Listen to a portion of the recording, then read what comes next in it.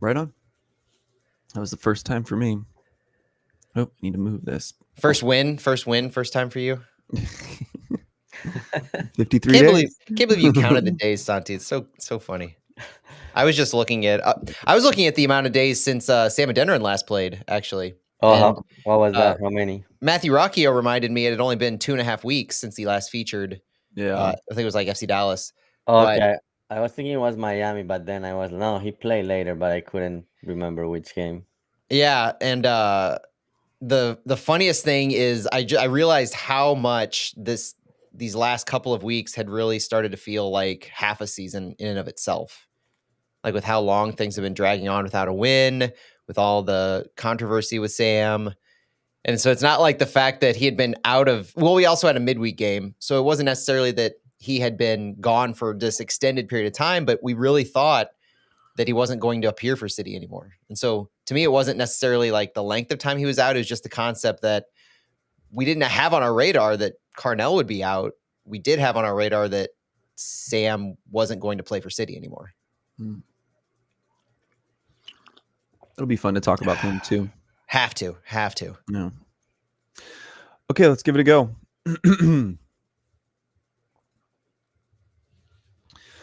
Welcome everyone to Flyover Footy on the big 550 KTRS. We're brought to you by Noble Ice Vineyards.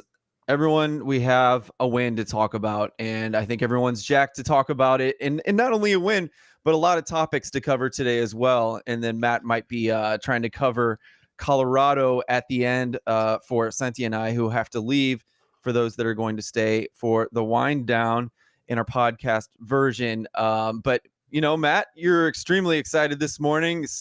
I was shocked to say let's push back the preview because it's usually your bread and butter, your favorite part.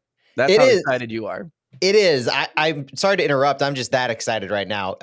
We're recording this the morning after, so it's Santi and I's normal time for Fallout. I don't know what day it is really because it's Independence Day as we record this. So happy Independence Day weekend to everyone in America. We are celebrating a St. Louis City win after 53 days, as Santi rightly pointed out to us before we went on the air. I'm jacked from being at the stadium last night, getting to hear from John Hackworth. There's so much that goes into this game that we have to talk about that I just think from a Colorado team that we just played a couple of weeks ago and Colorado themselves play on the evening of Independence Day, there's just so much that goes into St. Louis City right now that focusing in and of ourselves is the most exciting thing for me right now. Good morning to you as well, Santiago. You were the first one to bring that 53-day stat in this morning, as Matt was extremely happy, and we were trying to figure out a title for today. We went much happier on the title than a 53-day drought. But good morning to you, Santiago, and how are you feeling this morning? Yeah. Good morning. Feeling great. The morning after a win, especially after 53 days, is great. It's been a long time. I have to give credit on the 53 days to somebody from Santos. They called it out 53 days, and then when you guys were thinking about a title, I said, well, 53 days could be something good for a title. But no, feeling great. Got to call some goals, got to call a win. So Yes. it has been a while, and it was a great start for the new era with John Hackworth. Calling goals and getting a win as someone calling the game, that's got to feel especially good. No doubt. Let's talk about the game. Let's really dig into it because I think there's a lot to talk about. The lineup being one of the bigger stories of the game, I would say. Matt, why don't you start us off? Yeah, like we usually do on Fallout, even though we're not really quite sure if this is a Fallout or a main show or what it is. But we ran out with Roman Berkey, Thomas Totlin, Chris Durkin, Tim Parker, Jaden Reed making up our goalkeeper backline. Jabulu Blom and Edu Leuven were our central midfielders. Jose Kojima, John Klein, Indiana Vasilev, and Nukvi Thorson. When this lineup was revealed, it was an immediate knee-jerk reaction of what is Chris Durkin's name doing at the top of this lineup graphic? Yeah. And you immediately realize that it's still St. Louis City. They're still intentional about how they put out this graphic. It still reads back to front, right to left. And so you immediately see Chris Durkin at the center back role. I watched this game from the press area last night. And so I saw someone from St. Louis City and they're checking in on us and how are things going? Well, I don't know what we're doing with our back line. So that's a thing I'm watching. And there was this kind of smirk or nod or like knowing, okay, we just wait. And so I think we all saw what we hoped for beyond anything with Chris Durkin, but we also saw Jaden Reed get his second start for St. Louis City. This is his last start that he's available for MLS. So in the hubbub, this is it for Reed. And unless he's signed to a first-team contract, then we won't be seeing him in any more MLS matches this year, though he does have one short-term call-up left that he can play in Leagues Cup. That's the one opportunity he'll have if he doesn't sign a contract. And then from there, it's Jose Kojima on the right side, Johnny Klein central. Those are two new things that we hadn't seen from St. Louis City. We had seen Indiana Vassilev on the left, and every time Vassilev had appeared on the left, it meant that he was going to play wider, give service, crosses, and work on his delivery. Knut Thorsen again up top. That was something consistent from the past couple of weeks where we don't really have any other options. We had McSorley and Sam Adeniran back on the bench, but Sam had only been in training for 2 days now, post-Carnell.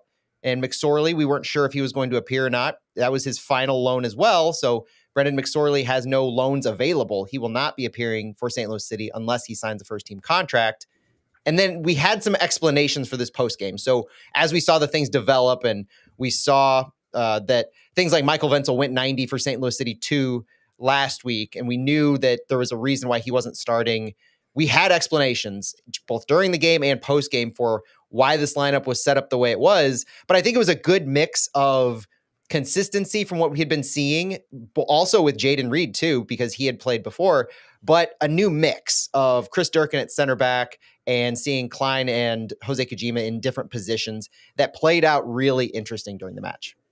Couple things I flipped out on and then kind of figured it out. Wenzel not playing in his final start, not starting, or not his final start, but he finally signed to a full contract and he didn't even start this game after what we saw on Saturday. So that was a little strange to me, but again, he went 90 minutes for City 2 last weekend. Santiago, any thoughts on this lineup? McSorley's loans are up and he didn't even play in that game. That was a little hard to see, but there are so many other things to talk about here if you don't want to touch on that. Yeah, no, Max Thorley definitely for me was a surprise, just being on his final loan. But at the same time, just thinking about it a little bit now, Sam Adeniran is back with the team, is back in training, so you have another option at that striker position. So maybe that's part of it. Yeah, Matt Sorley was good to have him on loan the last few weeks to fill that spot in case he needed to come in. But also Nuk Bitorison, yeah, he didn't score last night, but he's gaining confidence with the minutes. He's looking better. I like the way he moved, and yeah, he didn't score. He needs to get that final touch and finish his chances. But just the way he linked up with Leuven, with Klein, like I really like what he was doing yesterday, and the goals will come. So yeah, I think this speaks to like you have now Torison, Adeniran. You also have Caden Glover. If you need to give, if these guys are tired and you need somebody to come in, you have Caden Glover. So I'm not worried that Brendan McSorley was on his final loan and didn't get minutes. He will go back to CD2 and continue developing, which is something. It's something good too. Like when you bring these players up so quickly and give them minutes, that could also be bad for the development. And the other thing I wanted to comment, yeah, seeing Chris Dorkin at center back, it brought a smile to me, and not because I'm saying, oh, he's a center back, he should have been playing there. Last game, when things were not going well with Markanik and Jake Nerwinski, I remember Hector and I talking on the broadcast multiple times, like just drop Dorkin or drop Jabulo Blom, and then the following game, Chris Dorkin ends up playing as center back. So interesting. It brought a smile to me. Yeah, one thing I want to call out on Knut Thorsen is this. He's kind of emblematic of the match, right? The first half was a ton of chances created. We were clearly on the front foot. The second half had a little bit of back and forth with ceding possession to San Jose. But in the first half, Knut Thorsen had 5 shots, 2 on target. Himself had a 1.56 XG. He had 5 duels won and 4 of 4 successful dribbles. I bring those last 2 things up because it wasn't just Knut Thorsen as the target striker who's getting off some shots and they just weren't falling, but he was doing other things. He was winning duels, both aerial and ground, to help us retain possession in the final third. And his successful dribbling is something noteworthy because his line breaking abilities are the other thing that he can do, getting into spaces and breaking into back lines. And when he's carrying the ball so well, having successful dribbles consistently 100% of the time, that's what you want from your striker. The only other thing is to actually put the ball in the net. And yeah, it seems like that's the big thing, obviously. But when you're putting yourself in positions, you're doing everything else right, the goals are going to come. And Thorson's now finally getting his run out. And so the next few games are exciting with the prospect of him leading our line. And then the one thing that I do want to tease real quick on Chris Durkin is, Santi, you mentioned wanting to see him at center back. So John Hackworth had some really interesting comments about Chris Durkin post-game. And you mentioned that he had kind of slid back into that center back role for a little bit during Vancouver. But what Hackworth said in his post-game comments is he has not played center back in a little while. He played there for some brief minutes in Vancouver, but when he played for me a while ago at the under 17 level, he was the starting center back at the quarterfinal of the World Cups of the under 17s in 2017. Hack came in and he had this massive callback to how he was familiar with Chris Durkin and what he could do in that versatility. So he used that as his direct example, the U17's World Cup quarterfinals in 2017, as a big reason why Chris Durkin got this start at center back. And I was not only shocked at that callback, but I was just amazed that it worked so well after so long, showing not just the trust in John Hackworth, but his eye and his acuity for what the team needed at this moment. And Chris Durkin was not the only beneficiary of a couple of tactical changes that John Hackworth implemented. Yeah, I don't know, how this is going to go with John Hackworth, but I think it's from our experience with him, and Matt and Santiago, you guys know better than I. But, he's a very calm, steady, even-keeled presence, very veteran coach. Clearly, he's been around for a while in the United States and, already paying dividends in a couple of ways. One we haven't even mentioned, because I do want to ask, the last thing about the lineup is I thought it was really interesting to see Klein in the middle at the kind of a 10 position and see Kijima out wide on the right. I had mixed feelings, but I thought I'd ask you guys. Santiago, let's start with you, I guess, and Matt, clean up for him. What did you think about that, Santi? Well, that ended up working so well. Yeah, when I saw a lineup, yeah, I was like, well, Klein as a number 10, let's see how this works. And then he ended up playing that false nine role, and I'm sure Matt is gonna talk a little bit more about this. But then John Hackworth also had an explanation during his post game remarks, and seeing Kijima on the right, I liked what he did, and I actually think, I know he can play multiple positions, but I think he looked better playing on the right compared to when he played as a number 10. Yeah, off the ball as a number 10, I really like what I saw from him in previous games. But I think when the team was attacking, the team lost a little bit with him being a number 10. He didn't have a lot of touches, but being on the right side and with the combination of John Klein as the false nine, that worked out great last night. The comments that John Hackworth had post game on Johnny Klein in particular, after noting one of the changes was Klein in the middle and Kijima out on the right. Hackworth started by saying, let me give Kevin Kalish, the St. Louis University head coach, a lot of credit. He played Johnny as a false nine, as a playmaker in the middle. Hack mentioned that when he first got to St. Louis in 2021, he went to watch every SLU game that he could. He noted the deep history there, the deep roots, and called Kevin Kalish a fantastic coach. They've known each other for a long time. And Hackworth said, I'm not a genius, but I like to steal good ideas. And that was a great idea. That's such a great quote, Matt. I love it. Just my feelings about Klein and Kijima switching is, I feel like Kijima has like a little bit better passing. And Santiago, I loved your off-ball movement comment. And I think, man, they both are good at off-ball movement, getting in good places, pressing. They're both incredible at that, but they do have a little bit of difference in the way they play. And I don't know, I wasn't sold that this was the better way to go with those two in those positions, but I will say that once they started both interplaying and kind of both of them would fall into the middle, and maybe this only works against a San Jose who bunkered in and was not defending very well. but I really enjoyed the interplay between Kijima and Klein and whatever third person was involved, because it happened all over the field throughout the game. I really, really enjoyed that. And these are two players that, we got from the draft, weren't players we were planning on counting on. And I'm just excited to see them get a run out, especially a Missouri guy. It's really fun to watch.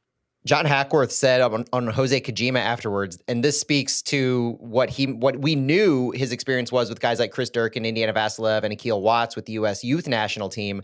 But Hackworth even said on Kojima that he's known Jose for a long time, calling back to the IMG Academy where Jose played with Larson, Hackworth's son, who currently plays for City 2.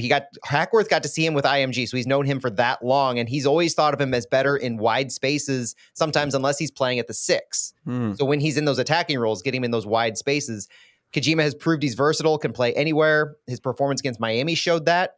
And Phil, to your point about the interplay, I asked Jose Kojima afterwards about that, and Kojima was detailing that during the game, he was giving advice to Johnny Klein in exploiting some of those half spaces on the right side, making some of those cuts to play off of him because Kojima was drawing the left back so far wide to look for delivering some of those crosses. So there's some significant conversations and tactical adjustments being made partly by Jose Kojima mid-game during. Kojima, the coach. Yeah. He's a student of the game, so that's great to hear too. Absolutely.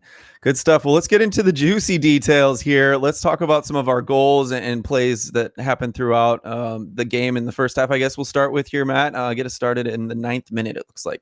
Yeah, everything was really St. Louis City from the front foot. And I noted the 9th minute because that was the one and only shot on goal that San Jose had. And so you have this first half that is really controlled entirely by St. Louis. They ended the first half 15-1 on shots. And the one shot that San Jose had was a shot on goal from Preston Judd that was kind of a counterattack after a broken play in central midfield. So after a loose ball was won by San Jose, quickly playing it up. And this was a potential concern early about Chris Durkin at center back for me, because it was a 1v1 that Thomas Totland had to cover with Preston Judd. And the shot got on target. Berkey had his one save.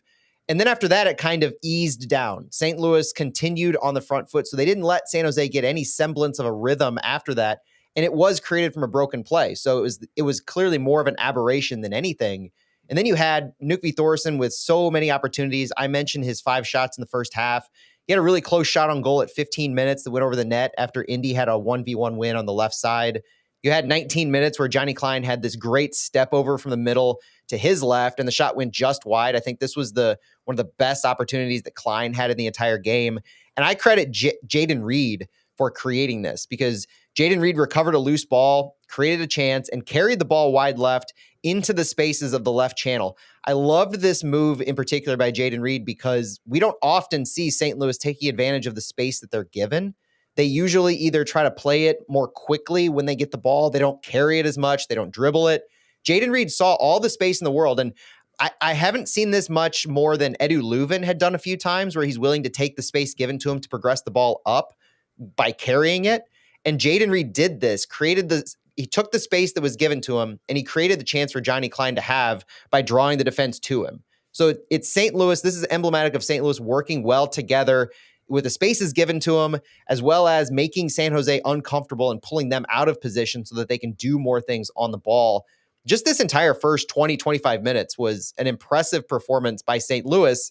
And yeah, I haven't mentioned it. You guys have, that San Jose is clearly the worst team in the league. Indiana Vasilev made that exact comment post-game saying, listen, I respect them. This is no disrespect at all, but San Jose's last. And he called out the double-edged sword that if you lose to San Jose, then you've lost to the worst team in the league and you're getting hammered for it. But if you beat San Jose, oh, it's just San Jose. Yeah. So there is that double-edged sword, and that comes with the territory of having 9 winless games in a row, that you do have to start somewhere. You have to show consistency, and you have to show that you're of a better caliber than this opponent. And I thought that just the first 20, 25 minutes did that. Even though we didn't score a goal in that time period, everything that we were doing, possessing the ball, something crazy like 70% during that time period, led to the fact that we weren't giving anything to the worst team in the league, and we were showing that we were clearly better than them. Santi, any thoughts on that? Well, I just wanted to call out because I see a lot of comments on the chat about John Hackworth, and a lot of people may not be familiar with him. He was the coach of St. Louis City 2 in Hmm. 2022. So all the players that were moved up to the first team, he knows. He coached them for a year, and last year he was the assistant coach for Bradley Carnell, and that's something that I think a lot of people maybe don't talk about. But the team was very successful last year, Mhm. and John Hackworth was the assistant coach, and he was basically helping out Carnell, and he has a lot of experience in MLS, and yeah, he a lot of these players he used them yesterday in different positions that we had not seen, but basically he was making out the best from each player. And yeah, it's just one game, a small sample. We'll see what happens in Colorado, but credit to him. And some of these other players he knows from the youth national teams: Indiana Vasilev, Chris Dorkin, Akil Watts. So credit to him for making out the best of what he had available. And yeah, it was against San Jose, but it's a great start for me. It was, and I just want to say about Reed that he took a big step forward in this game. Matt, you were calling out some of his really good work, and we are definitely going to hit on him some more today. I'm sure of it. But he took a step forward. He didn't just defend well; he was actually pushing forward, and the game called Hmm. for it, and he did it with confidence, and more confidence throughout the game. And so I really enjoyed watching Jay cook a little bit in this one. Again, we'll touch on that some more. You're listening to Flyover Footy on the Big 550 KTRS. Thank you for joining us as we cover, another a win, right? It feels so good to be talking about this. The chat is unbelievably positive this morning. Even lots of good thoughts on Thor and all these other players. So it's a really good feeling. Thank you again for joining us. And Matt, we got a lot more goals to cover. So keep us going here. Yeah, the first goal was you could call it. I called it at the moment. Lady Luck had finally returned to City Park, because this was to me a more quintessential 2023 St. Louis City goal, where you just put the ball on net and you hope good things happen.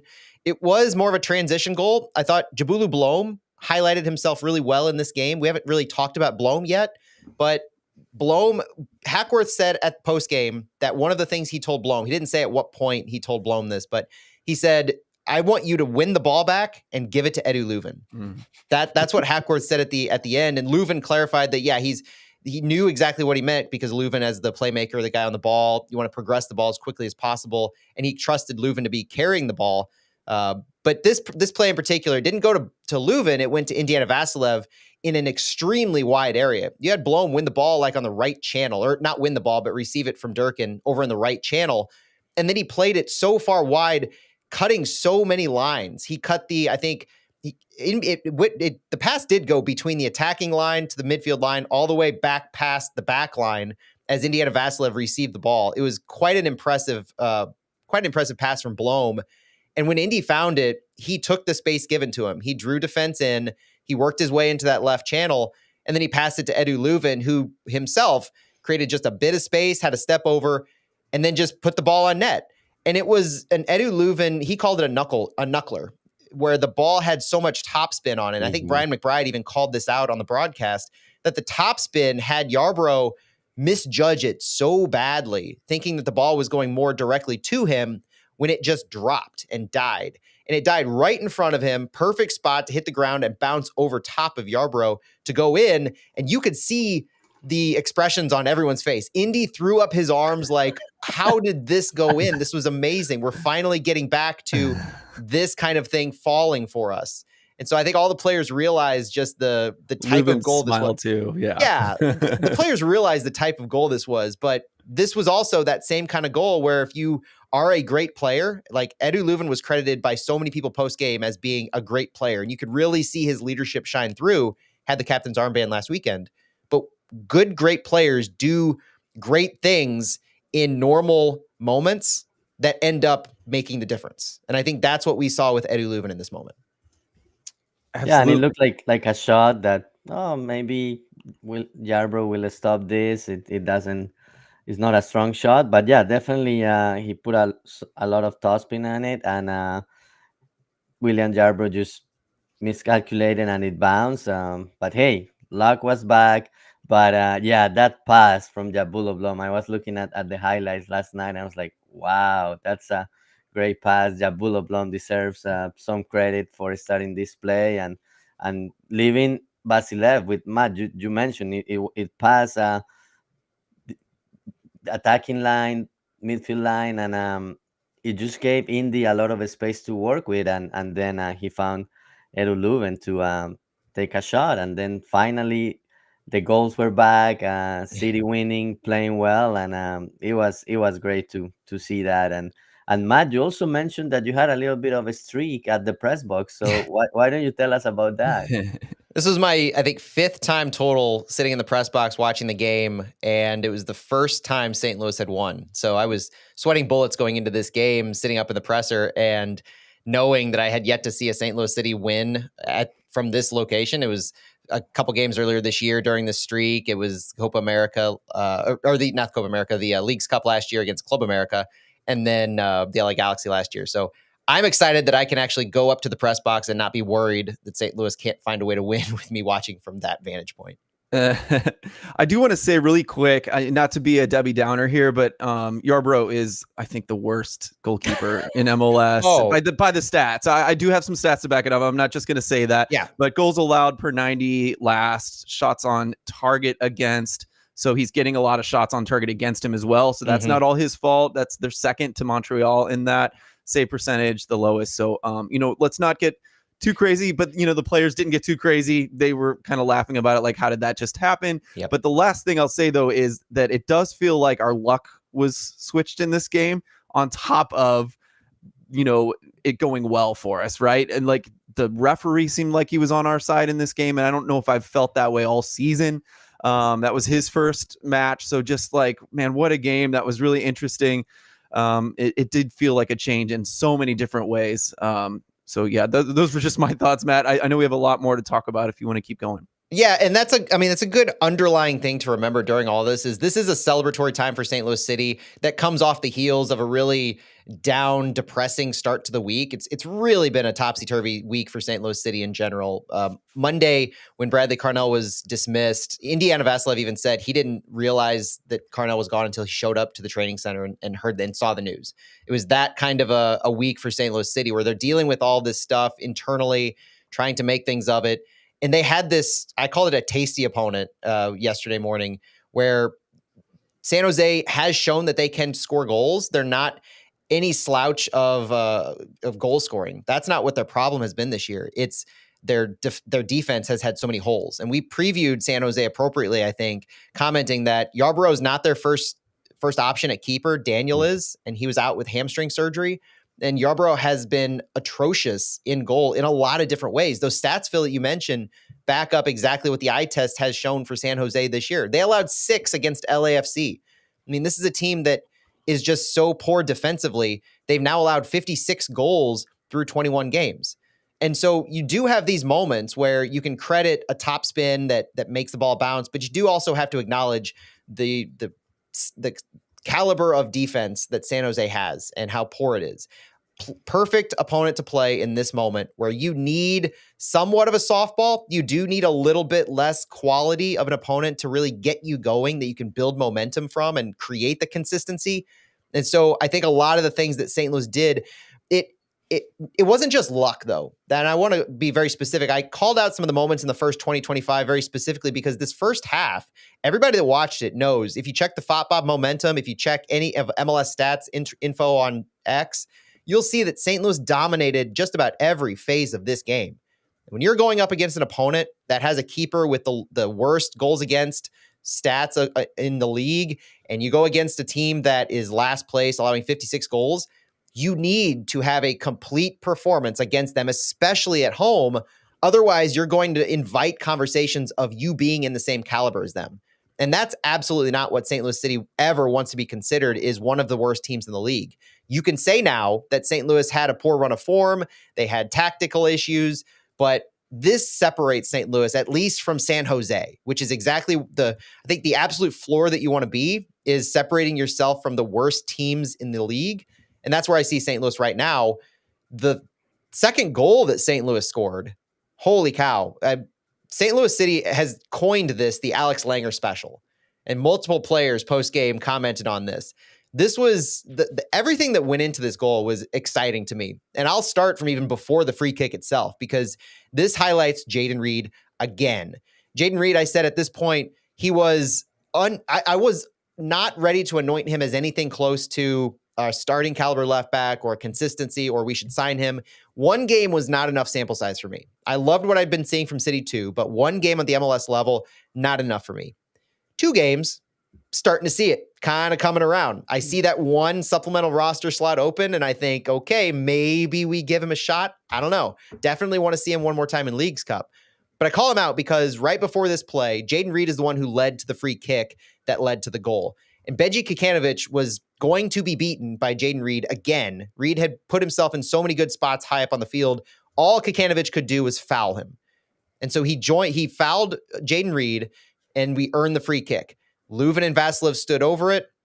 It was Leuven running up to the ball, stopping midway through, and it forced every single player, City and San Jose, to lurch towards goal. And then you had Chris Durkin throwing his hands up in the air like, what's going on? What's everybody doing? San Jose is offside.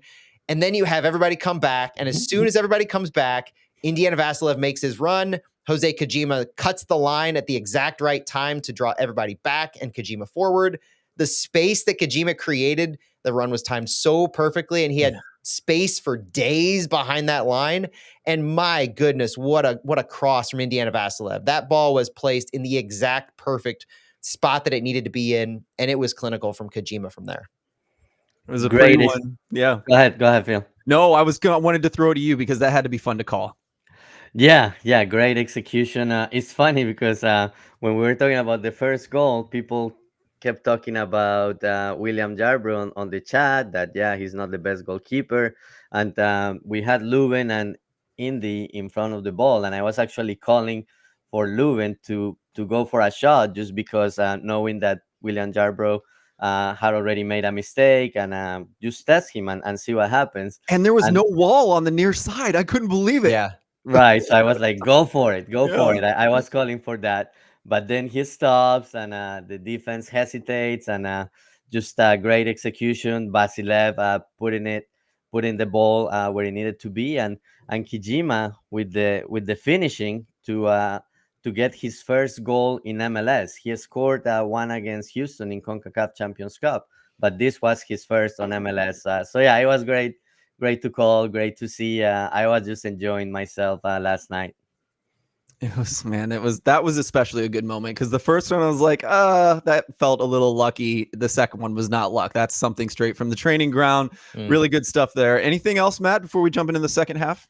Yeah, just at the end of the first half, St. Louis had near 70% possession. Their XG was about 2.5 to San Jose's 0.05, 15-1 shots, 5-1 shots on target, 4 big chances to none. And it was nothing from San Jose. It was clinical in every phase. You look and you couldn't really find any gaps in quality from what St. Louis had done. And that's a credit to each one of the lines, every phase of play from Durkin and Parker on the back line, which I was noting, and we'll probably talk if we get to the passing networks and the average positioning, that at times this honestly seemed like an old school, like 2-6-2 kind of formation that they were running here, because it needed to be, though, Totland and Reed were so high up on the field. Their average positioning, not to spoil later, but their average positioning was higher than the midline, higher than halfway into the attacking half. And for both of them to have that as their average positioning, I think that's a credit to Durkin and Parker as much as anybody. Absolutely. Go ahead. Yeah, but that's also what San Jose provided, Matt, and we talked about it when we previewed the game, that San Jose is a team that doesn't hold the ball for too long.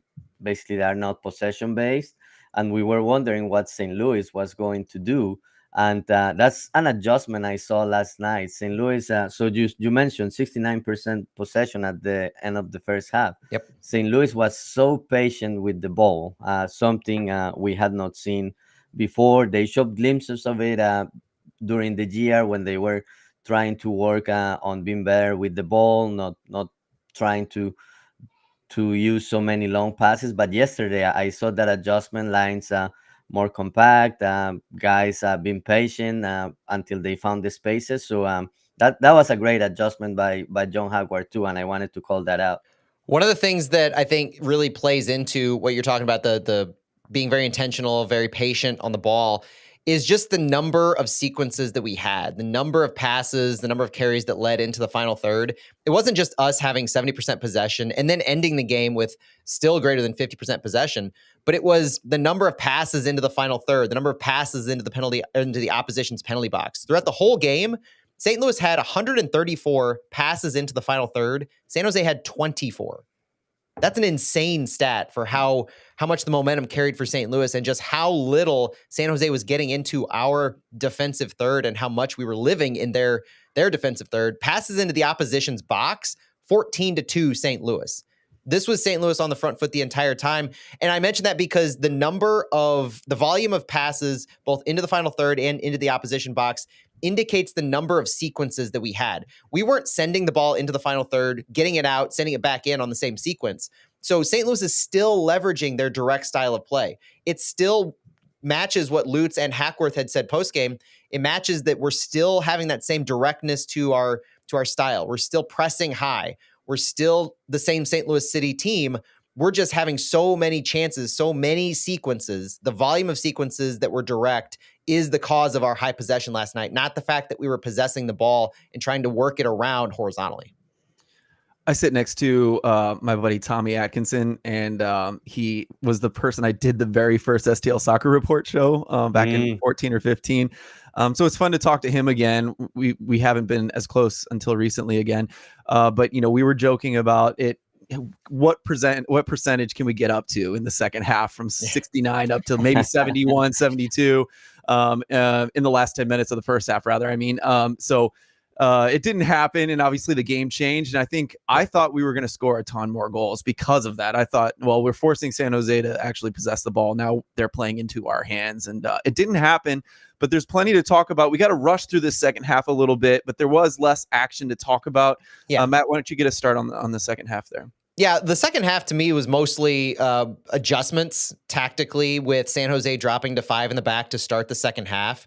We had still some good opportunities, but they were different looks of opportunities. We were leveraging more high balls, more directness over the top, and trying to break that back line when we could draw them higher up. And then the subs were noteworthy to me. So this was a midweek game. We do have another game coming up Sunday at Colorado, so you still have to worry about keeping fresh legs. This was the first time in, I think, 3 matches that we had a full roster taken into this game, 20 available players. We added Christian Olivares as a third keeper to pad that stat, but this was Sam's return as well. Sam had been gone for just 2.5 weeks, just a few match days. But as I was telling Santi off air, it's not the number of games that Sam was missing that made this seem noteworthy that he was back. It's all of the things that surrounded it. It was the trade and transfer rumors. It was Carnell directly addressing that he wasn't there because of those trade and transfer rumors on the heels of his earlier suspension this season. So you had a preconceived notion, but going into this week, that Sam would not appear in a St. Louis City jersey. I said that a few times, that I can't see Sam wearing a City kit anymore. But it turns out I can't see Sam wearing a City kit under the direction of Bradley Carnell. And that's the big change that I don't think anybody saw coming, because at 64 minutes, Sam came in for Nukvi Thorson. And the strategy changed a little bit to where you're not just trying to play the ball necessarily through the wide areas, getting crosses in because of the 3 center back congestion that was there. You were playing a lot more direct to Sam. You were trying to give more service to Sam, who is a different striker. He's very much a vulture target striker in the box. He has that line-breaking speed, but he also loves to control the ball himself 1v1 when he gets it in the box.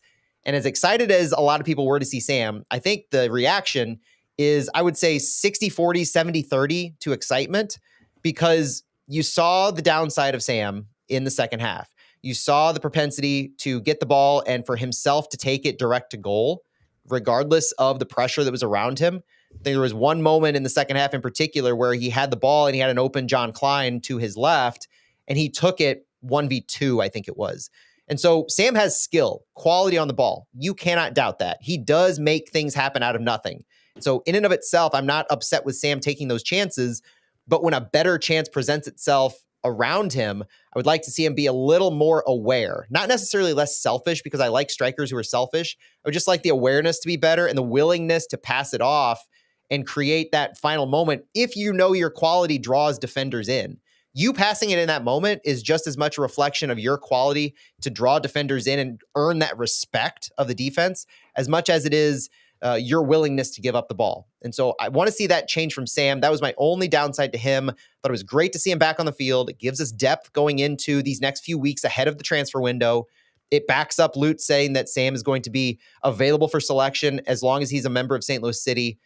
And then everything else kind of just seemed to flow along, right? We ended up parking the bus, I would say, after 85 with Markanek and Wenzel coming in for Indian Leuven. The shape dropped back. The tactical change, I think, is noteworthy in the second half, where not only did we cede possession to San Jose a little bit more, but especially towards the end of the game, it was noteworthy to me that we didn't allow any goals or significant chances in the first 10 or 15 minutes of the half, but also at the end of the half. These moments after our subs where we had been iffy at best and a little worse for the wear when it comes to our defense, and allowing these moments to break our back line. When we were able to sub in Markanek and Wenzel, our shape dropped.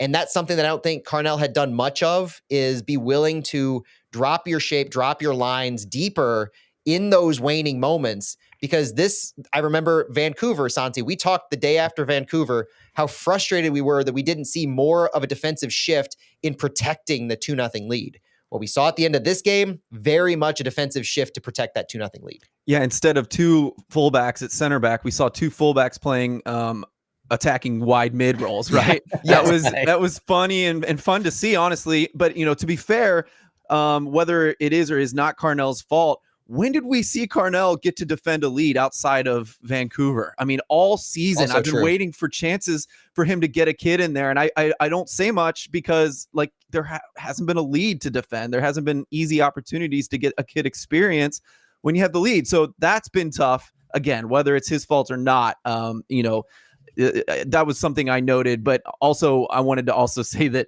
my section let Sam have it. He did it right in front of us, not passing decline. So he heard from the crowd about it for sure, not just from us. But to be fair, once he took his first two touches, his vision isn't incredible. It was going to be impossible for him to get that ball decline. And they had a little hello after the play happened, a little chat, and he knew. He made a motion decline, kind of saying sorry.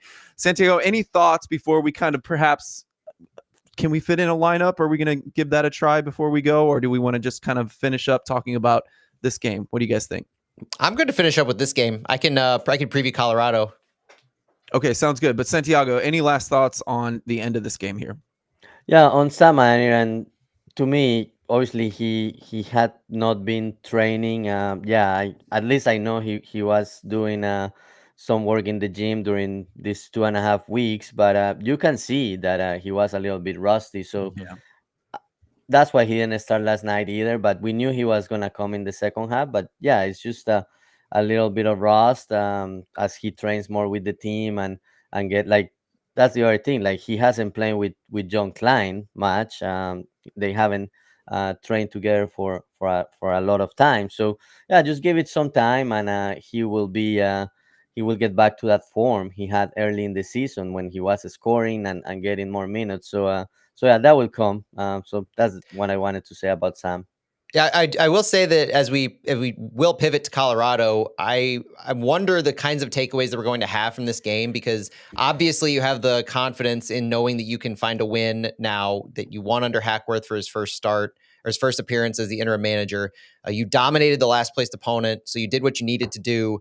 But I do wonder how much of Klein and Kojima, maybe even Thorson, we're going to see in this manner against Colorado, because Hackworth was very specific to mention that they used Kojima and Klein in these roles, not just from what he saw with SLU or what he knew from the IMG Academy, but because because San Jose was weak against crosses. And so there was an intentionality behind having this as a means to attack San Jose in particular. And so I look for that same mindset against Colorado. I think this offers a window into a lot of tactical things. Hackworth said that he only had 2 days, so he couldn't change too much. Not saying that a lot needs to or will be changed necessarily. That's up for debate. But what I am saying is over the next few days, I think it's going to be a different approach that he tries to employ. Santi, you mentioned he's very familiar with the players, so we know his experience dates back to earlier than when Bradley Carnell's did, I think, 2021 versus 2022. So he's been right alongside Bradley Carnell. He knows the tendencies. He knows the players. He's got a lot more familiarity with guys like Vasilev, Durkin, Watts from the U.S. Youth National Team, with Kojima from IMG. All of these different connections that he has, and he's willing to have new looks for people to attack specific teams. That's the thing that I'm most curious about going into Colorado is Colorado has a match on Independence Day evening against SKC. So they're going to be a little less fit with this one less day of rest. That's an advantage. But also, what new things is Hack going to show compared to things like targeting San Jose with a cross? That's going to be exciting for me to see against Colorado. Good stuff, guys. We are Flyover Footy. You're listening on the Big 550 KTRS, and we are presented by Noble Ice Vineyards. As always, thank you for joining us. And I know this was a weird one if you're listening on the Big 550, because normally we're giving you guys a nice preview of the game, as perhaps as you're driving in or not, depending on the weekend. But this one, we just wanted to talk about the game a lot. So I hope you enjoyed looking back at the Wednesday night game as we speak here on 4th of July. Happy Independence Day, everyone. So that's it from us now, but please do check out the podcast, because Matt is going to do an extensive deep dive into the Colorado game. So that is in the wind down portion of our podcast, which you can find anywhere you get your podcasts. Again, thanks for joining us. That's it from us. Enjoy the game, everyone. Okay. Usually I would go grab a drink right now, but I don't think that's healthy for 9 You got any a.m. Irish coffee? Right. 9 a.m. 9 a.m. hitting the bottle. It's a holiday, but Right. As a dad, you just can't, and you can't sleep for 2 hours in the middle of the day. No, that doesn't work. That doesn't help anybody. Yeah, Sam could sign another pre-agreement. I don't know that I'm going to mention that in the wind down, but I think you should. His contract's up, and so it's on Yeah. St. Louis City now to say, do you move him or do you lose him for nothing? And knowing that there was a possible $1 million deal on the table at the end of last season, I think St. Louis is looking to move him. I don't think Lutz would have said in his press conference that there are still trade and transfer talks going on, but I think it's telling in a lot of ways that nothing has changed with Sam's status. He's still a member of St. Louis. Trade and transfer talks are still ongoing, but now he's back with the team. That tells me all you need to know. I don't want to go too much into that. I'm not going to speculate, but that's that with Sam. He's going to play until I would expect him to be moved. This is St. Louis City's decision. Sam is under contract. They can move him right now, but I don't think we're going to get value. Lask was the rumored place for him to go in Austria, right? And if they want him, and if they've been in talks with Sam, then they might just wait it out. And if Sam comes to a pre-agreement with them saying, when my contract's up, I'm going to sign, there's not much St. Louis can do about that unless they get another suitor that they can come to an agreement with. And Sam's contract doesn't give any kind of not a no trade clause necessarily, but something like that where he has veto power. I don't think that exists. It doesn't exist in most MLS contracts, but this is on the clock's ticking for St. Louis City to get some value from Sam. The one thing, Brian Simpson mentioned this, that one thing is scary about a pre-contract agreement is if Sam gets injured, that could be, you're taking a chance that you're still going to get that agreement if you're injured, or that you won't be injured. And so that is really scary. I think, especially with where Sam is right now in his career, like that could be career ending, where you end up with no contract and then you're having to look for a club from scratch after you've been injured for however long you've been injured. If it's an ACL, MCL, that's really freaking scary. So that's on our side, but I think that's all that's on our side. If I were Sam, I think I'd bet on myself, if not, like, honestly, because he might even have some bad blood going on. But I don't know. I hope St. Louis is able to sell him or even keep him, short agreement, extension kind of thing. Who knows? Yeah. Maybe that's a bad idea too, though. I mean, until then, if Sam can help bridge our gap until the transfer window where we get Teuchert and Hartl in, then I think he'll have done his job. You're happy. Yeah. Yeah, and then we'll see what happens. He could still be a good 60, 65 minute sub. But yeah, it'll be interesting to see if he is moved by the transfer window or if he continues with the team. And yeah, with the players coming that are coming after July 18, it's hard to unless he starts scoring and showing what he can do. Not sure if St. Louis will look to re-sign him or just let him go for free. We'll see. Yeah, I think we're going to be a little too deep to re-sign him. That's just my opinion, though. I don't think he'll get what he wants from a Right. crowded front line of Klaus and Teukert and Nuke Thorson. Yep. I said somebody, Brett Stillman in our chat, should Hack coach the USMNT? Many are saying, my goodness, it was just San Jose. That's my response to that. Right. Is let's pump he won the Western Conference of MLS Next Pro. He beat San Jose. Those are his most recent coaching experiences. Yeah, that's a no. I also don't want to lose him. I don't, and I want better for the USMNT in a head coaching experience. I know that I think the conversations with guys like Pep and Klopp are a little more significant behind the scenes than people might realize. Go for gold. Not saying that's going to happen, but I'm saying that I don't think US is not willing to spend money on a big name head coach. And I still want Hack as our technical director. Like he still has that role here. He was given that role, elevated from last season's director of coaching. So agree. And that's the thing. I honestly don't really like, this is just me thinking. I think that's what he wants. I don't think he wants to be back in coaching. He had a great career, but I think he's now in a great spot. And I think he wants that stability that you don't get that stability when you're a head coach. So it would be a step back in a sense to head coach when he's taken this trajectory with his career. Yeah, but guys, I want to make a comment. I think Tim Parker's bucket hat, his account got hacked. Something happened. No. I'm gonna read a quote. Especially with a defender probably not going to be re-signed next year, Parker or Jarrow. What's going on with this? What happened? Tim Parker's bucket hat really doing a disservice to his namesake out there, slandering the vaunted Tim Parker that we would never slander on this show. Never. We would never project St. Louis City side without Tim Parker. Blasphemous on this Independence Day. How dare you? I think he got hacked. I don't think he was. I bought in. I'm so gullible. I was like, what happened? I'm so glad you went there. Good job. I had to do it. This might be the most chat we've had off the pod. I know. on our you brought up Sam, and we all had to nerd out about it. I know. That was my fault. Ourselves. That was my fault. I mean, it's hard to preview a team that hasn't played their match before us yet. Right. So I'm just putting off that. Yeah. Well, thanks for doing it, Matt. I do have to go to work, which sucks. I'm not looking forward to that, but appreciate you doing it for us. Get it done quick. Enjoy the rest of the day that you have. That's the goal. Yep. Thank you. Matt, do you think you're gonna go long, or I can stay like for 10 minutes? Oh, if you want. I'm not going to go that long. Maybe a little more than 10 minutes, but definitely not more than like 20. Okay. You gonna stay? Yeah, I kind of stay. Yeah, I talked him into it. Right. For a little bit. You had some game there. Would you like to come in tonight, Santiago? That's what it sounded like. You want to stay? Yeah. All right. Good stuff. Thank you, guys. I'll see you later. Enjoy the holiday. Phil. See you, Phil.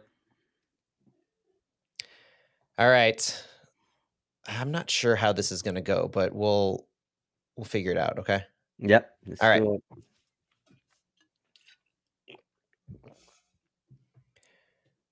Welcome back to the wind down. That wasn't a real beer opening because we're recording this on the morning of Independence Day. So, previewing Colorado. So we're looking. We did plenty of talk on San Jose. I think the takeaways are pretty clear. We have now a more confident team going into this, but you still have the fact that we were embarrassed by Colorado last time.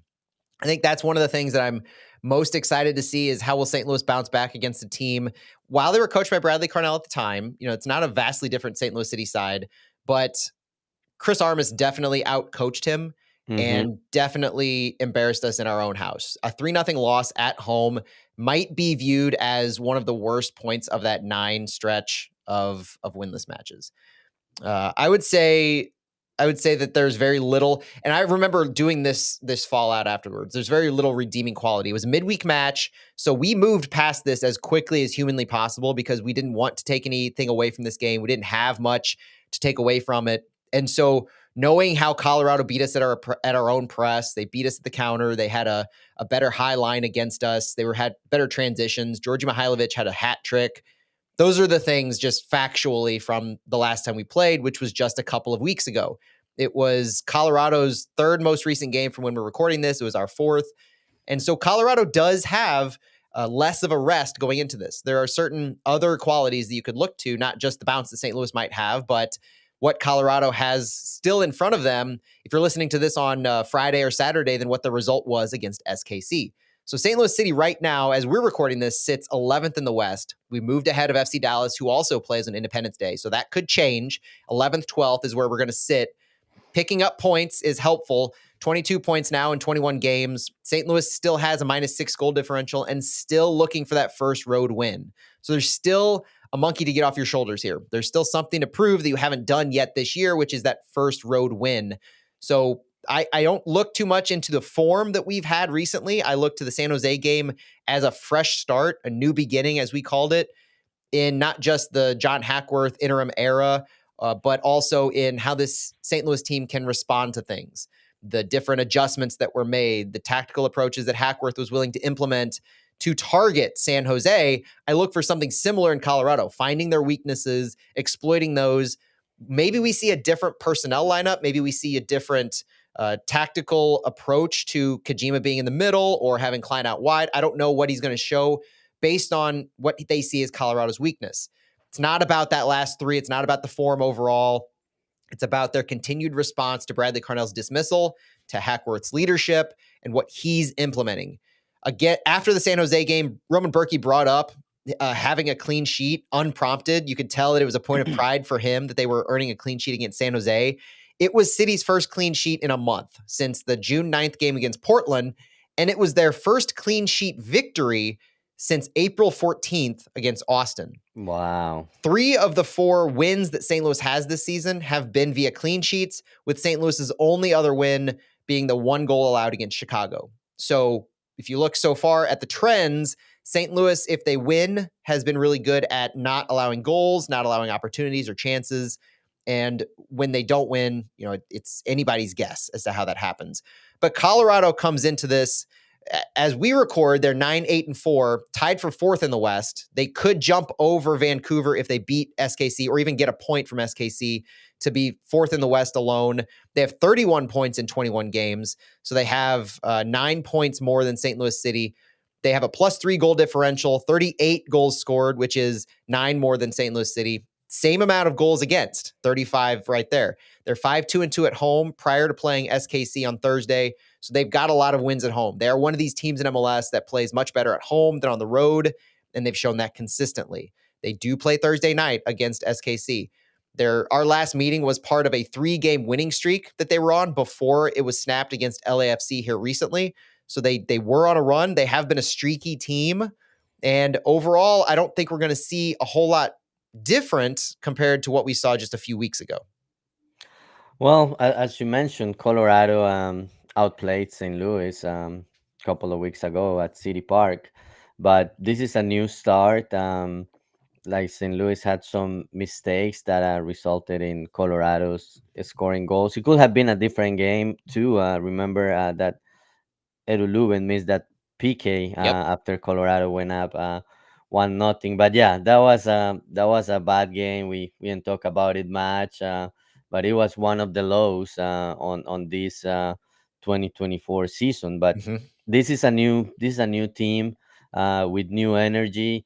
And just thinking about all what you said about some of our wins happening with clean sheets, I'm just thinking maybe this is the time for City to get that first away win that hasn't happened the whole year. Maybe we're headed to a 1-0 win and start winning a streak here.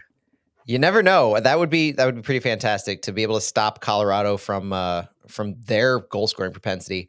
But how they do score goals is kind of interesting. Colorado has the second highest set piece XG, second highest set piece goals scored of any team in MLS. And so we know they're dangerous on the set piece. They showed that against us. They have the Mhm. 8th worst XG in open play. So they don't create a ton of chances, but they do take advantage of those mistakes. And Elliot Mayer in our live stream chat mentions that Georgi Mihailovic took advantage of 2 of those big mistakes, and then the PK was in garbage time when the game was already put away. But that's the problem that St. Louis City had. We showed better against San Jose. We didn't show this at all really against San Jose, but before that, it was a fairly good defensive team overall, the Vancouver game notwithstanding. But in general, what our problem had been is allowing these moments, these individual transitions and counterattacks past our defensive line, getting beaten in transition where we didn't have good communication on our back line. When we're set up in our shape in open play, we defend well and consistently well. Set pieces had been a problem, set piece defense, and transitions where we're pushing one or both of our fullbacks high. I don't expect Chris Durkin to continue to play center back No. necessarily, but I do expect that same kind of consistency in performance. I think Parker and Wenzel could be just an absolutely great option at center back. I do think Wenzel is the next man up at center back. If Joachim Nilsson can't play, if Josh Arrow can't play, and if Kyle Hebert continues on with Canada, which Canada plays, I believe, Saturday. And so I Mhm. don't think there's a chance that either Kyle Hebert or Moise Bombido, Colorado's center back who plays for Canada, I don't think either of them would be available for this, even if Canada goes out in that game. I still think that's too quick of a turnaround to get them in. You never know if Hebert especially doesn't play. You never know what could happen in that turnaround if Canada is eliminated. But I look for both of those players to be out. Yaro's still in concussion protocol as we record this, so his availability is in doubt. Michael Wenzel would be that next man up. We mentioned he didn't play against San Jose because he played 90 last week for City 2. Nothing more to read into than that. He now has a first Mhm. team contract. He's available for selection. I think that would be the option. And that's the big thing to watch for are these counterattacks. That's what Colorado plays a very similar style to St. Louis historically. We dove into that in the preview for them last time. We don't need to necessarily reiterate a ton of that, but they're going to have probably a 4-2-3-1 shape. They're going to have Rafael Navarro up top. Georgi Mihailovic is going to be their number 10. But Chris Armas evolved his ideas from just the pure Red Bull pressing, sending the ball long and hoping good things happen when you get volume of shots, to include places that he's been, like I think Manchester United, Toronto FC, all these different places that Armas has experience in, he's brought to Colorado. Colorado is becoming more comfortable on the ball. They do press a lot, but they also prioritize these set pieces and counterattacks a lot, especially. Georgi Mihailovic is very dangerous in transition with his passing and dribbling abilities. That's going to be something that Jabulu Blom could be called upon, or Chris Durkin, if he's in that central mid role, could be called upon to really isolate and target, is neutralizing a guy like Georgi Mihailovic. Yeah, yeah, it will be interesting to see what lineup St. Louis comes up with. But I think Michael Wenzel is going to start. Yeah, Chris Dorking did great as a center back last night, but I wouldn't think of him as the solution with a depleted roster. That's why you sign Michael Wenzel. He should start in this game, and yeah, we will probably see more adjustments from John Hagward. He wasn't afraid to make adjustments last night with his first game at the helm. One thing I really liked last night and that we didn't talk about it much was the freedom Edu Leuven had during last night's game, and just having Jabulo Blom as that number 6 Yes. pair, and he was able to go up and down, and he got a lot of he got more freedom than previous games when he had to play as a number 6, and we're probably gonna see more of him. Or now with Dorkin, like if Michael Wenzel starts, we may see Dorkin and Blom and maybe Leuven playing as a number 10. But yeah, I think the game plan will be key here, and we may see some changes in the lineup and adjustments in some positions. After San Jose, Edu Leuven mentioned that he enjoyed the freedom that he received, the just flexibility that he had to go and do something like what he did because of the work that Jabulu Blom did. He said he's thankful for something like the coach believing in qualities and ability on the ball, having a lot of freedom because of what Jabulu was doing, be able to play free, be able to be creative on the pitch. And it takes humility of a guy like Jabulu Blom to step back and do that role as opposed to pressing higher and moving where Blom had even done. Our sixes press high up on the field. And so for Blom to stay back and offer some stability, I think that's something that I'm going to watch for in this Colorado game to see if our central defensive mid, the number 6, the pivot, is going to do again, because that's a way that you can press both fullbacks high and still provide coverage. How many times did you see against San Jose where Parker and Durkin were more moving into those channels, those wider areas? I know Durkin at least a few times on the right side was going really wide to 1v1 and really defend out wide while Totland was pushed higher up. If you have a Blom or if you have a Durkin whose only role is to direct the ball forward when you're on the ball and to play defense between the center backs in that higher area in the midfield, then you can do that. You can press both of your fullbacks higher. And that might be something that we do against Colorado. But the thing with Colorado is that they're very good at attacking wide down the wings. And so I'm going to also be watching, can we push our fullbacks as high as we did against San Jose, knowing that Colorado is a lot more dangerous in their wide areas. They do love to control the game in the opposition half. So they're going to be on the front foot to push the ball up higher, not in possession based, but in the same ways St. Louis did against San Jose. The volume of their attacks, the quantity of how many times they push the ball. That's going to be in the wide areas a very key thing to watch, because I don't necessarily know that you can push both fullbacks as high up on the field as you did unless you're willing to say our central defensive mid is going to drop back consistently and you trust Edu Leuven to connect your lines almost individually. Yeah, and that's what I'm sure we're gonna go into our starting 11s soon, but yeah, that's if you have Blom and Dorking as number 6s, you have more flexibility. One of them can drop when Thomas Totland attacks. Not sure who will start at left back now that Jaden Reed is out of options for starting MLS games. That was great that he got the start and he had another great game. But now the question comes: will he be signed? And yesterday you had a tweet about how many roster spots St. Louis has available, Yep. but I just don't see Reed being signed because you already have options at left back. Just continue developing him in City 2 and maybe he will be an option for next year, but you never know. Yeah, on the roster availability, real quick, because we have one more stat to go in with Colorado before our starting 11 and we get out of here. But roster availability going forward right now is we have 2 open senior roster slots for the St. Louis City 2024 side, basically because Salio and Ostrak are out for the season. Their season-ending injury list, we can replace them with equal or lesser valued salary players. So we have flexibility to sign 2 more players if we can or want for the 2024 season. We're in a bit of a bind after that and have some serious roster decisions if we end up doing that. So that's the one caveat is, do we want to do that and put ourselves pressured to trade, transfer, or move somebody after the season or during the window? Sam, we talked about earlier. I think we talked a lot offline about him. But the supplemental roster has 1 spot open right now. Tyson Pierce is on a season-long loan to City 2. He would normally occupy that last spot, but you also, because he's gone, you have that 1 spot. So you could sign Jay Reed. The flexibility is there to sign 1 more player to that supplemental slot, which Jay Reed would fill. I like what I've seen from him so far, but if you sign Jay Reed, then you have now, what do you still have 3 left backs? Do you count Akil Watts as a left back plus Marcanic plus Reed?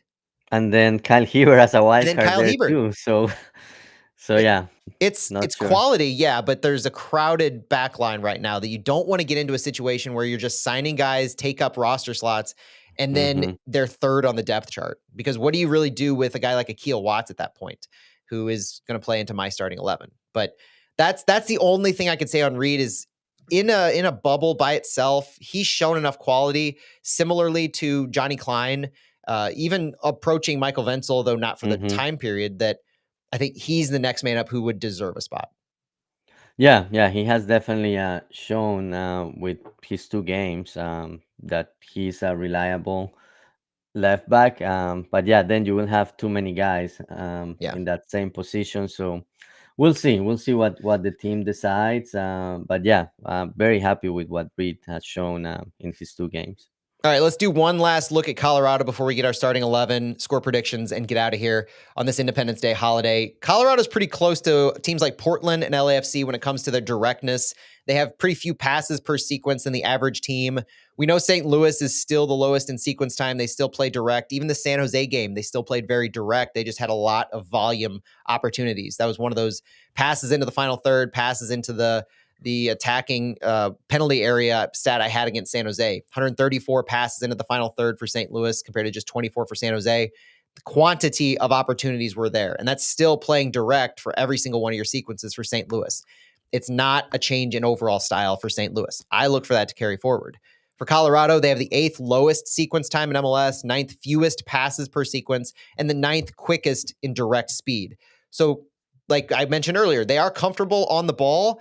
They're not as direct and as exaggerated as St. Louis is in their directness, but they still play with that similar style. They are 11th most in 10 plus offensive passing sequences. So this is where you juxtapose the directness with the willingness to play on the ball and pass the ball around a little bit. 11th most, that's top half. That's not something to shy away from. When you look at their pressing, PPDA, Colorado's the 12th lowest in PPDA. There's a difference of just over 2 passes between Colorado and St. Louis. So you don't necessarily look at the difference between teams in the highest and lowest. You look at the specific numbers, because saying Colorado's the 12th lowest and St. Louis is the lowest in passes per defensive action make it seem a little more exaggerated than it really is. There's only 2 passes per sequence that lead to this, or passes per defensive action. Similarly, high turnovers, though, are pretty polar opposite. St. Louis, in their shot ending high turnovers, is second in the league. Colorado is pretty inefficient at their high turnovers ending in shots. They're last in MLS in their shots created from high turnovers. I take this as Colorado's going to maybe drop back a little bit and play the counter. They'll exclusively build through their wings a lot. They'll have these big passing sequences at times, but I think that transition is where Colorado is really going to hit us. And I look at the lines of engagement as a good example. Both of these teams have their high pressing, so both of these teams are pretty similar in their lines of engagement. Against Colorado, we had a really low line of engagement. It was 39 meters compared to Colorado's 40.1. That's pretty close to our goal, whereas usually, instead of 39 against Colorado, where we sat back, we had 3 center backs, if you remember that, with Markanek and Nerwinski. Yeah. But usually we're up around like 46 meters, 43 meters in our defensive action. That 39 is an aberration. We have to work on that. We cannot be that defensively lax, I would say, or at least that deep against Colorado. We need to be a little more willing to engage in the midfield area, I would say. So I look for our stout defensive line to protect against the counter. I look for set piece focuses because we have to defend the set pieces. We cannot allow a set piece goal. We have to create some of those overloads in the attack for the high quality chances, using the connections that we had against San Jose to maybe build some foundations with Kajima, Klein, Indiana Vasilev, depending on if his role is to cross or to cut in more inverted from the right side, and Nukvi Thorson. Continue seeing progress from Thorson. Would love to see a goal be his reward for a lot of the work that he put into San Jose and carry that forward to Colorado. Yeah, it's gonna be a game of styles that are similar. Colorado won the battle at City Park, but now St. Louis with a new coach, and also you mentioned that St. Louis play with five in the back with Markanik and Nerwinski, so that's something to consider too. That now St. Louis signed Michael Wenzel and has more options, and maybe Colorado. Yeah, there were some mistakes, but I think part of that was that new backline and Nerwinski and Markanik not playing together much, and now it's gonna be a different game, a different St. Louis team, and hey, I'm looking forward to seeing what St. Louis can do now on the road in this new era of John Hackworth. That's right. So Santi, do you have a prediction for your starting 11 against Colorado? Yeah, I'll give it a run. So going with Berkey, Totland on the right side, center backs Parker and Michael Wenzel getting his first start after signing officially with the first team. On the left side, so we know Jaden Reed won't be available unless he's signed to a first team contract. I don't Yep. know if that's gonna happen so soon or not. So I'm running with Akil Watts as left back. Then midfield number sixes, I have Jabulo Blom and Chris Dorkin. Then I have Edu Leuven and Indiana Basilev. And then I'm not sure who I will go with between Kijima and John Klein. Let's pick John Klein and then Nugby Torison as number 9. I don't know if it will be a 4-2-2-2 or a 4-2-3-1, but I'm going with Klein and then Torison. Yeah, I'm really similar to you. I am going to go Berkey, Totland, Parker, Wenzel, Watts. And I think Watts is out there. I give him the nod over Marcanic. He came in a little earlier, so Hackworth wanted to see a little more from Watts in a wider area. He played in a more attacking mid of sorts when he subbed against San Jose. But I think the familiarity with Watts might give him the edge over Marcanic and how Hackworth knows he can be used out there. Both two-way, defensively against a stout Colorado attacking wide area type team. But from there, midfield, I like Durkin and Blom. I like Leuven a little higher up. But I'm going to go Kojima instead of Klein, and then Indy and Thor. I don't know how it's going to look exactly. You know, we'll do our consensus projected on Sunday, but I think the Blom as that pivot works really well. And if you have Blom and Durkin back there, I think that can provide a little extra cover. Durkin's more free roaming to me. He likes to push higher up a lot, even when he's at the 6. And so Blom gives a little more stability to a team that if you're going to be attacked on the counter, you need that stability deeper in your midfield to help your center backs and provide cover on both of the channel areas. And I think Blom can do that really well, in addition to just directing the ball. And then keeping Leuven in a higher area, it might end up being like some kind of not a 4-3-3, but 4-1-4-1 type of a thing where Leuven and Durkin are going to be more central. And I still want to see the freedom and flexibility that Leuven has to receive the ball from Blom. So if he comes back into the midfield a little more alongside Durkin, I don't know, 4-1-2-3 or something. I don't know. But Leuven and Durkin higher in the midfield, freedom and flexibility to move forward. Blom is the stability, and then you still do what you're doing in the attack. And the reason I think that it would be different in the attack is just it was very intentional against San Jose, like we just mentioned, to have the crosses, to have Kojima wide with Vasilev wide on the left. Maybe you see the same thing against Colorado, but if you don't see the same similar lineup or the same side that Vasilev goes on, that could be a reason. You're targeting different things from Colorado, and whatever reason that Hackworth has for putting these players in, this could be the confirmation that he's willing to change things up at that level game to game to target the opposition, in addition to drawing out the best that your players can have. A little less consistency in certain ways, but more consistency in personnel, maybe that just as much that we saw against Carnell, but these tactical adjustments is going to be something for me to watch. That would indicate to me that John Hackworth is very much willing to play with the little nuances of things a little more intentionally per game to have your own strengths pulled out, but target the weaknesses of your opponent, something that I don't think necessarily saw as much of with Bradley Carnell. Yeah, something we're not used to, but being flexible and being willing to make tactical adjustments is good too. Yep. And I think that's something we called a few times on our post game recaps or even when we were previewing games. Just making adjustments was something that we didn't see with Bradley Carnell a lot. So that's to me that's refreshing and knowing that City has 13 games that are basically every game is going to be a final. I think being willing and flexible to make adjustments, that's something that would be good for the team. That's right. Any score predictions for you before we go? Well, I called mine earlier. I think 1-0 City. 1-0 City. Okay. I think I'll go 2-1 City. 2-1. All right. We still want to see that first away win. We're still going to will that into existence. but I do like I liked what I saw Wednesday enough consistently against a bad San Jose team that I think that can carry forward to a Colorado team that will have one less day of rest from us. All right. All right, Santi. Both of us have the win. Vote of confidence from us to what we saw on Wednesday. Thank you so much for joining us on this Independence Day edition of Flyover Footy. For Santiago Beltran, Phil Grooms, really appreciate you joining us. I'm Matt Baker. Enjoy your long holiday weekend, St. Louis, and we'll talk to you later. Vamos City.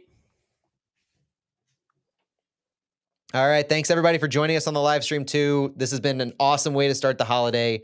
Who doesn't love starting it with a St. Louis win, right, Santi? Yeah, I love it. This could be a new 4th of July tradition. We'll see. That would be awesome. Enjoy the holiday weekend. Stay safe, stay happy, healthy, and we'll talk to you on the other side of Colorado.